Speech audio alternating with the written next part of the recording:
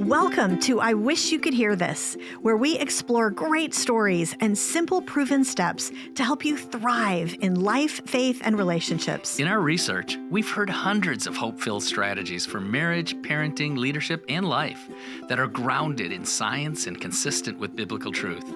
And now you can hear them too. I'm Shaunti Feldhahn. And I'm Jeff Feldhahn.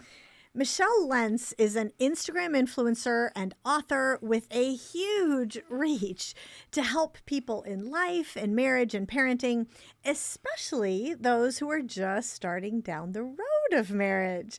And she's recently released a great book with a great title called Hey Beginner Wife. But her lessons aren't just for women. She and her husband have survived a lot, including actually a natural disaster that destroyed their entire life plan and family business and caused them to move and start over again from scratch. How did they come through all those challenges, not just with their marriage intact, but even stronger? And what are the most crucial things that a beginner wife and maybe a beginner husband needs to know to start out well? Michelle, thanks so much for being on our podcast. Thank you. I'm happy to be here. Oh, it's going to be great. So before we jump into the topic at hand, could you give us a bit of information about your background, where you live, your family, sort of like a snapshot of what your life is like? Okay. Well, Steve and I are from Southern California. We didn't meet in college. We both went to UCLA, but we didn't meet there. We both wanted a large family, and when we met each other at age 24, we were thrilled because that's not something you find every day. There's someone who wants to just really embrace the whole family, and we wanted a large family. Yes. So we married quickly, and we had our first son just a year later. We have 3 boys and 3 girls, and we were in Southern California until the earthquake happened in 1994. And we'll get to that in a minute. Yep. Yeah. And then we moved to the Chicago area, and we've been here almost 30 years. So I have to embrace the fact that I'm from the Midwest as well.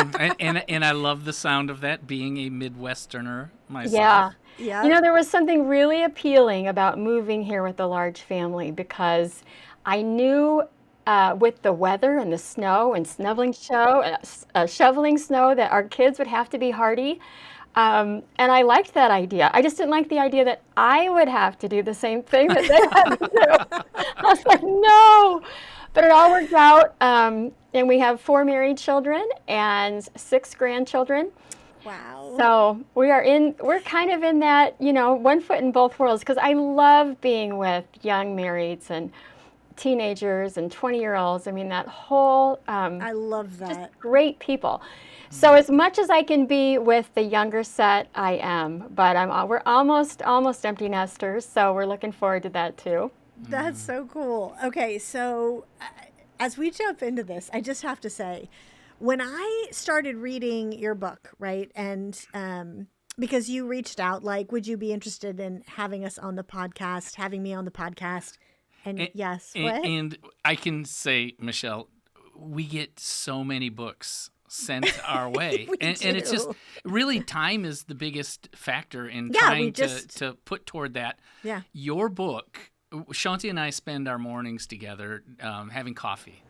And she had your book there during all of those times. There were and several days she'd say, that it was... You got to hear this. Listen to this. Listen to the way this author puts this. It is rare that I do that. So sure. Let me just say. But here's the funny thing. Okay, so I was reading your book, and then I looked at your Instagram page, and I was like, wait, what?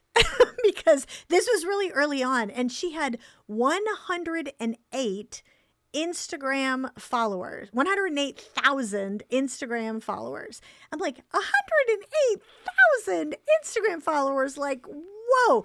So, it took us a month and a half to get, this podcast scheduled. And as we're recording this in April of 2025, now you're at 118,000 Instagram followers. It's like a rocket ship. And by the time the podcast comes out, you're going to be at even more. And so I want to know, what is it that's connecting with so many young women today? I hope what it is it's the fact that I really care about them. And you know what? I am what the Bible calls an older woman now. And the Bible says, let the older women teach the younger women how to love their husbands. And that's my heartbeat, is I just want to give them, come alongside of them and say, I've been there. It's okay. I've cried myself to sleep before too. I've wondered, what on earth I'm in the middle of, and just the deer in the headlights feeling that you wonder, am I going to be okay? So I really try to share stories that they can connect with. And I think that's what they're responding to, is I'm trying to be vulnerable and authentic. And an older, mom, to these ladies that don't necessarily have a mom, or maybe they don't know how to ask their mom. Yes. So, Yeah. so I'm curious, is this just for young women, or are there guys lurking about and trying to gain information too? Well, I mean, especially do you there speak may to be guys? some men listening to this podcast who's like, I want to know Yeah, right. what she's saying. I do have men that follow me, and they're very sweet. They'll say, "How can I get my wife to follow your account?" Which is I think it's that's a compliment. So I love that. But you know what? What I'm sharing is just relational truths. So yes, men. I do have men that follow me that say, kind of like, I'm here and I'm learning a lot. I just want you to know, thank you. Because, when you talk about things like how to argue or how to apologize, or don't get caught in the trap of comparing yourself or being too hard on one another, we can all hear that and learn from it. So yes, I have to have a focus audience, and I imagine that I'm talking to the young woman who just got married and is overwhelmed and is wondering, hey, what is this normal? But I'm But also there are some talking- men lurking. There are some men. are. Yeah, no.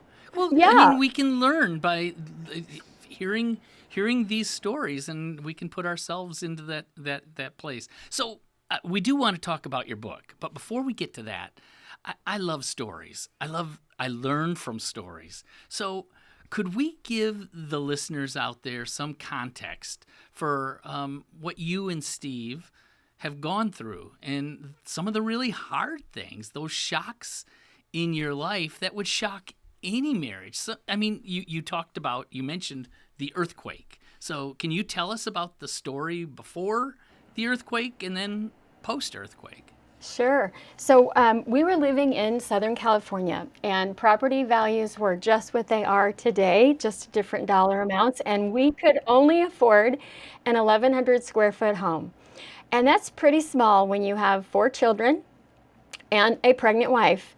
So we were in this tiny little home making it work. And we signed up for this. We signed up for a lot of children. We signed up for a stay-at-home mom. That's all fine. But I was pregnant with our 5th child when this earthquake hit and shook the house like you're shaking a box of cereal. And this was the Northridge. This was the Northridge The quake. 1994. Yes. 1994? Yeah. 89? What year? It was 94. 94. Oh, the year we got married. Okay. Oh, Sorry. Yes. well, Go ahead. we were 1 mile from the epicenter, so you can imagine what that felt like. It was scary. But the net effect of that on our home was my husband, who was self-employed, lost his business because he has a real estate appraiser, and everyone was leaving. No one was buying, and no one needed him anymore. So we slowly lost our car, our family car, and we were down to a little Nissan Sentra for a family of 6. And then we were losing our income because he was losing his job. So we knew that we had to relocate, and we relocated to Chicago, which is where my parents lived, for that support. They had a home that they said, you can move into this home. And whenever you can pay rent, let us then pay it, but don't worry about it in the meantime. So now we're here with, let's see, we did have Anna, so now we have 5 children, and we're living, not able to pay for our home. We're barely paying for groceries. and my husband's looking for a job. So that's a lot to be on his shoulders and my shoulders to be at home. Wow.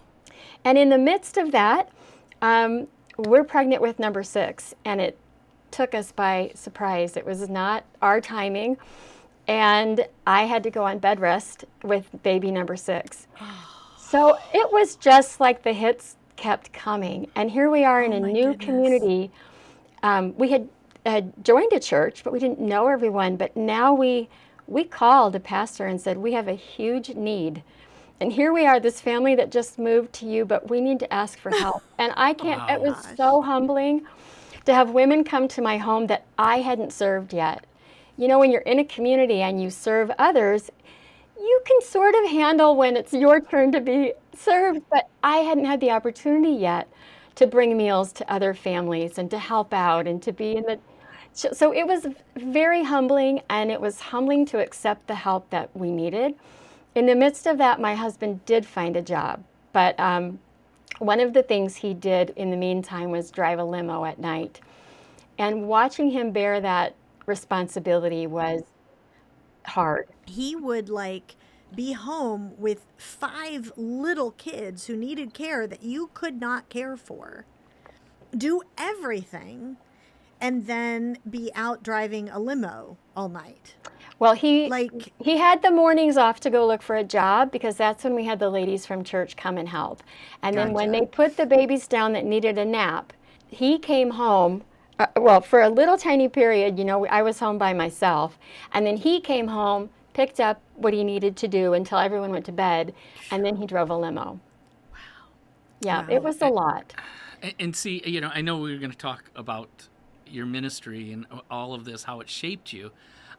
I'm thinking from the guy's point of view, since I'm a guy, and the insecurity that hits us guys when it feels like, oh, my family is having to go through all of this. I should be able to stop some of this. Some I of should this be able to hardship. I provide. should I'm not provide doing all a the good things, job. and he's doing everything he can. But that those questions, those negative thoughts, that self-condemnation that comes, you know, my heart goes out to him, and I know for you Yeah. and the kids also. But you know, I'm feeling his pain, Yeah. and so I just, how did you shore him up?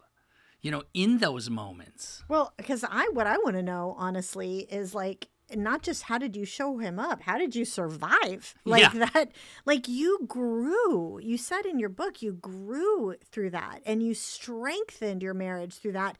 Many couples would say that shook us apart. So, both, how did you build him up and what'd you do to grow through it? You know, I really was concerned for him, Jeff, just like you're talking about, thinking, how is he doing this? And I tried to encourage him. And I'm an encourager who writes little notes, who tries to say the things, you know. And I could tell they weren't, that's not what he needed, is my little notes of encouragement. And finally, I did ask him. I said, honey, I can't do anything, and it's very frustrating for me. How can I be here for you? What can I do? What do you need to hear? And he said, you know, honey, don't worry about it. I'm going to take care of this. He said, but the fact that you are cheerful and smiling right now means more to me than you'll ever know. And I thought that was such a simple answer. I thought, how in the world can the only thing I can bring to the table, you appreciate? But I will say, what I think brought me through that period, both of us, is one, we didn't turn on each other. I never accused him of not being a good provider. He never accused me of judging him or anything like that. And so that was very important. Thankfully, we didn't fall into that. But during that season, I felt so out of control, and I want to go and do and be and step up and support him, and I couldn't.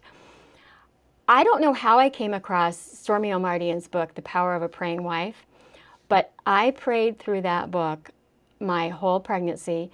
because that's the only thing practically that I could do was pray for him. And the way that book is structured is one prayer for every day of the month. So there's 31 prayers. So I would just pick it up every morning, and it's different categories, and I pray for his work, and I pray for his health, and I pray for his fathering, and I pray for his heart, whatever heart his. So I prayed with intention and faith. I'm like, God, you have to show up for us. My husband needs every single thing I'm asking you for. And then I had to trust that that was all I could do. But honestly, Shaunti, I think that's the answer to your question. The only thing I could do was pray. And here I am in a bedroom by myself for quite a lot of the day, and I did. So I will say I learned how to pray through that season. You also said something in addition to prayer, which obviously we all know that is the most important answer, is we have to turn to the Lord, and we need to be doing this every day anyway, but it tends to wake us up when God knows that sometimes we're like, okay, like these are desperate prayers. But I love something else that you said that was practical as well. And you didn't think you were doing something, but you were. Right. You said you two didn't blame each other. You said you did not go after each other. And that's what the temptation is in these moments. And I think that's more important than you realize, right? Like that's another thing that you did that was very important. Well, it reminds me of one of the little the habits that we studied of the happiest couples in one of our research projects and books.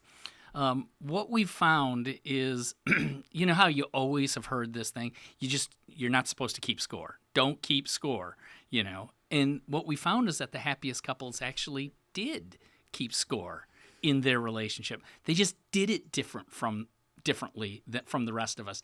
They would look at their spouse and keep score of all the good things that their spouse was doing. Like Steve is out there. He is out there looking for work that will provide. He is driving a limo. This isn't at 1 a.m. This isn't his ideal job. He is trying to care for the family. And you were keeping score of all those good things. And he was keeping score of, Michelle believes in me, and that she's cheerful. She's got all this pressure on her with the family. She's got women that she doesn't know coming into our home, and she's kind and she's thankful. I scored. That's what the guy is thinking. I can't believe I won the lottery with this person. Yeah. I mean, I love that's another, you're right. That's another thing that we're hearing in your story. Yeah, for sure. Yeah. I want to turn to your book because we keep saying, we'll get to your book in a second. We'll get to your book in a second. So I do want to actually get to something that you talked about in your book. I was so struck by something. So, we, like Jeff said, people send us a lot of books. And, we have been around the marriage space for a long time. We've been doing the research for a long time. We speak at events. We hear a lot of speakers. The next person, we're the next person up, but so we hear the marriage speaker before us. We hear a lot of messages. And yet you said something that hit me different than really what I had heard before. And it's sort of a rule of thumb, sort of, that anybody can learn from, but especially a new wife or a new husband. And you say, you may not understand marriage yet, but you understand friendship. Mm. And that the rule of thumb is that if you're confused about how to handle something, or, if you want a great marriage, you need to treat your spouse like you'd treat a friend. And that's something else we found in our study of the happiest marriages, right? That they treated each other first and foremost like best friends. So statistically, we can back up what you just said. But give us an example of, like, I have an example in my head from your book, but give us an example of what does that mean that you're treating your spouse like a friend? Why is this so profound? Well, I think it's profound to begin with because a lot of couples haven't seen a happy marriage model to them. And so they're thinking marriage is something big and ethereal and they can't do it because they don't know what they're doing. So I want to take it and say, but you know friendship. So let's start there. Don't worry about what an ideal marriage looks like. What's a happy friendship look like? How can you honor, respect each other in your home? What would you do for a friend? So starting from there, I think that's really, really helpful. And you asked, what does that look like? Is that Yeah, give us yeah. an example. Like, I'm thinking of one from your book, but I want to hear what you say. Okay, I really do like the example in my book, but a few that I really appreciate about Steve, now that we have grown children, um, they'll call mom, they'll call dad, and I always want to report, like, give me the update because you talked to him and I want to know.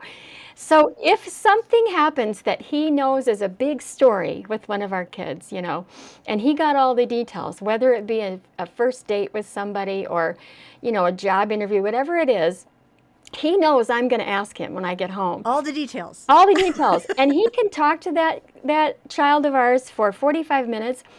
And it's not unusual, it hasn't been unusual in the past, for him to give me a 3-minute recap.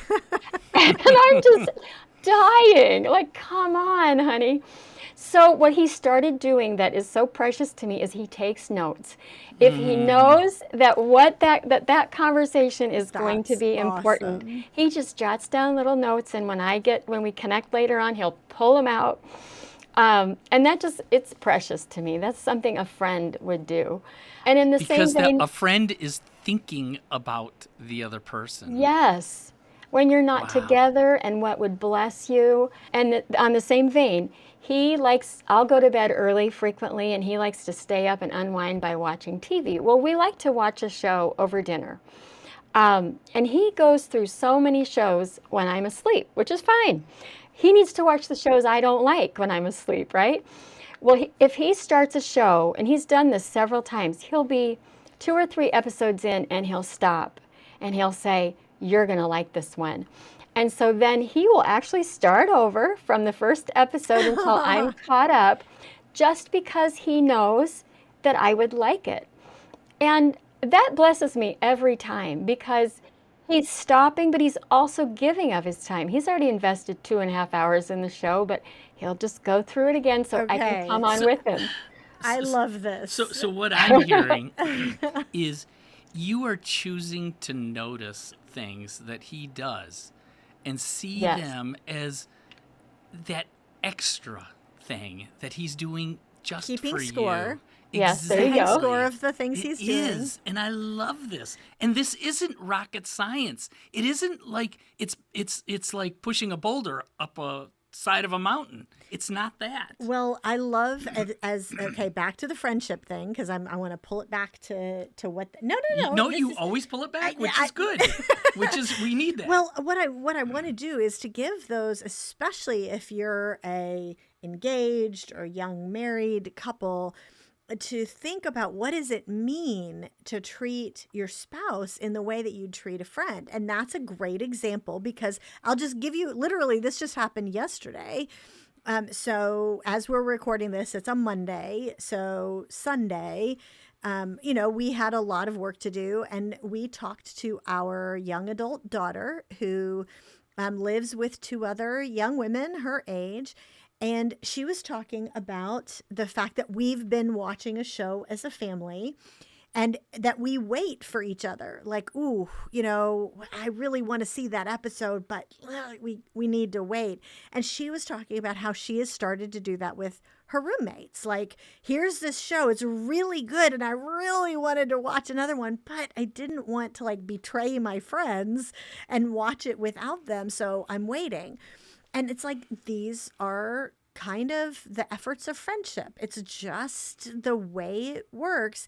And it sounds so simple because it is so simple, but it helps demystify marriage for young, people who are just getting started. We're like, I don't know. It's like, you're right. You don't know how marriage works, but you know how friendships work. So start there. What would you do for a friend? So let me switch to, there are sometimes in friendships, there are hard things, right? Like, what about those hard things of friendship? Is there a parallel for how you handle things in marriage? With sometimes things can be hard in your friendships, just like they can be hard in marriage. Is there a lesson that helps with that type of situation? Oh, I think it depends on how you handle your friendships. I don't handle my friendships in such a way that I get angry with my girlfriends, um, to the extent that I can get angry with my husband because I'm more invested in my relationship with him. And there's more of an opportunity to feel wronged by someone that you feel loves you deeply. So, one of the things with a friendship in a marriage is you're vulnerable and you're exposed, and you have to deal with that. You really can't stuff it aside because it will come back.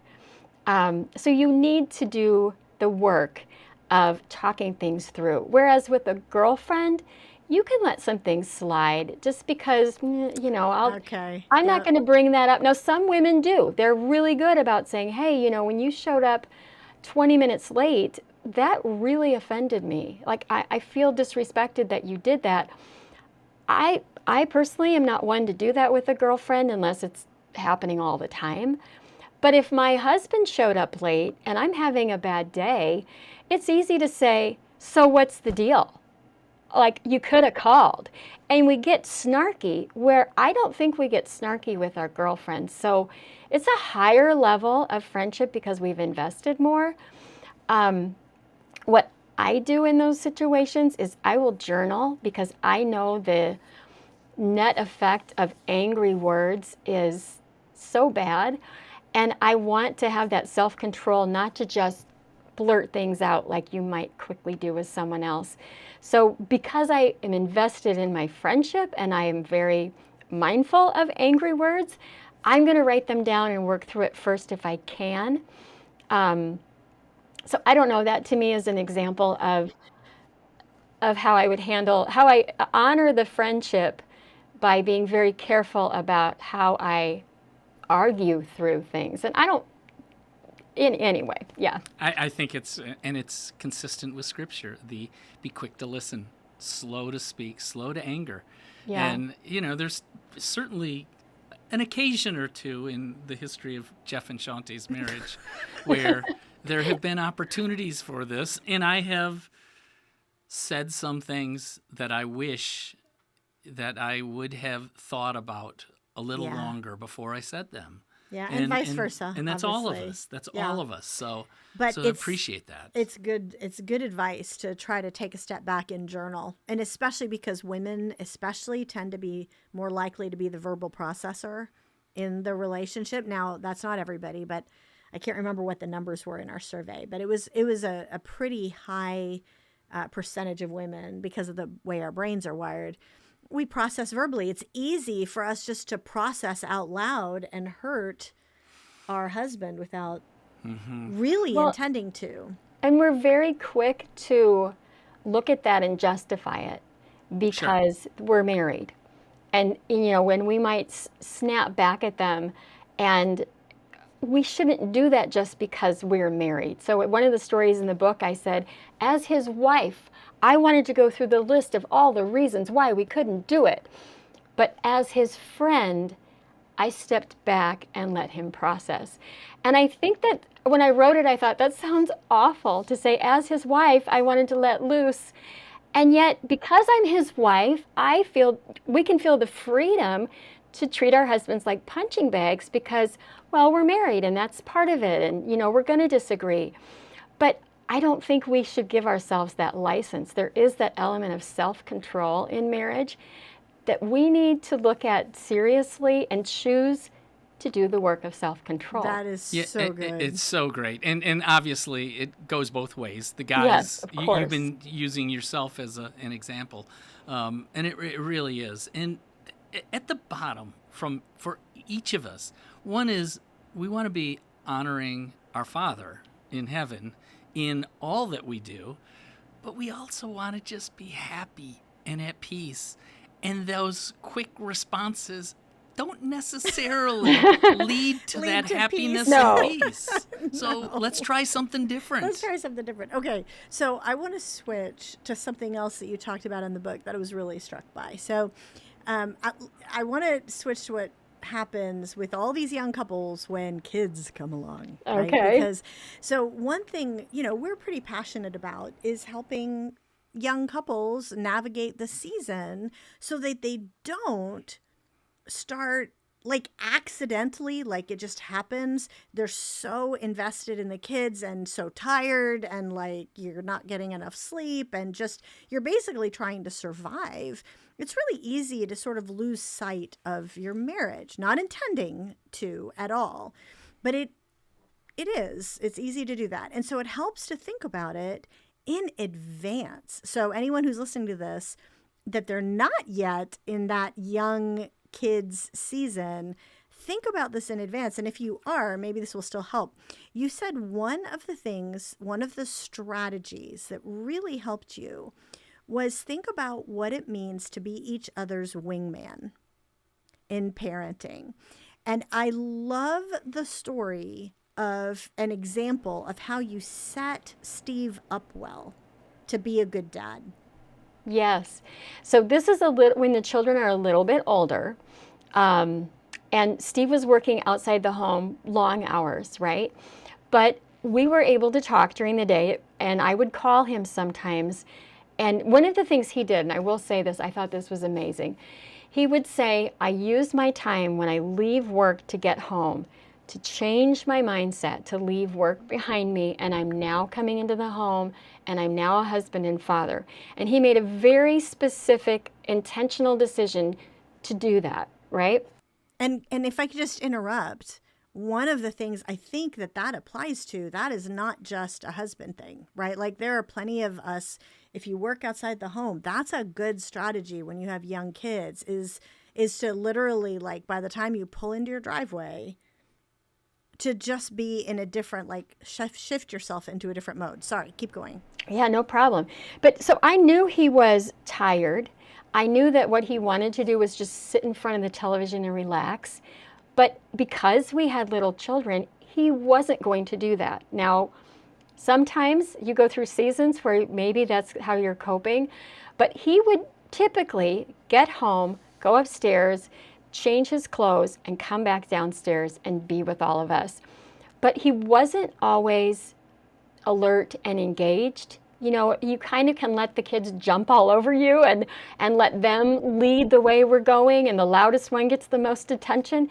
So I would, if there was something that happened that I really thought was important to one of the kids, because, as their mom, I knew where they were at, what their emotions were. So I would call and I would just say, hey, honey, when you come home today, not that this is emotional, Mary got a haircut today. Can you notice her haircut and just say, honey, that looks really pretty? Or I would say, there's something on the refrigerator. John painted something he's really proud of. It would probably, just if you could notice it.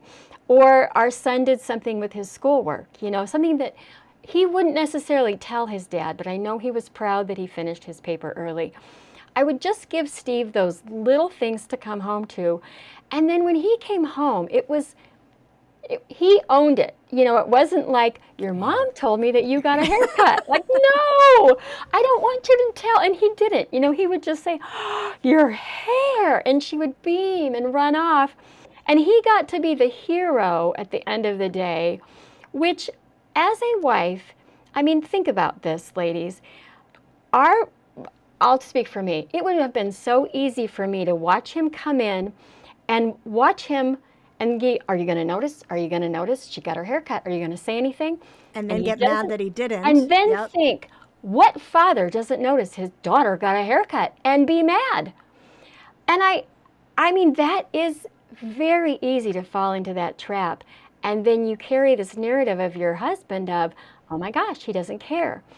So skipping all that, if I can just help him to see the things that are important and set him up for success, and that's what we did, and it worked. It worked beautifully. So you're right. I'm excited about that as well. I think it's really helpful. So what you're doing there is the absolute opposite of being in competition with your spouse, of feeling like, I'm the one who's doing all this. I'm the one who's having to. Who notices all of this. And I bet you if we had Steve on here, there were things that he could share that, is just on the opposite side of it, where, he wanted to set you up to succeed and to look great because you always do that for him. It's a tit for tat sort of thing where I'm not going to let you outgive me. If there's any kind of competition, that's the good kind of competition. Yes. I'm curious if there are any examples. That's a good question. Do any occur to you, Michelle, of ways that a husband could be his wife's wingman and set her up well? Yeah, that is really good. I mean, to say it was your mother's idea. There are times when I have said, honey, you should probably really give her a phone call. Or it's Valentine's Day. How about you get her a card? That kind of thing. And then maybe it's up to him to say, well, you know what? Your mom kind of clued me in there. Yes, yeah, exactly. I don't give you credit. That could happen too. And it is just preferring one another. I mean, this is Christianity 101. Yeah. But somehow in the hardships of life and the misinterpretations of experiences and expectations gone wrong, we somehow build a different narrative. And it is just such a delight hearing you refuse to build a different narrative.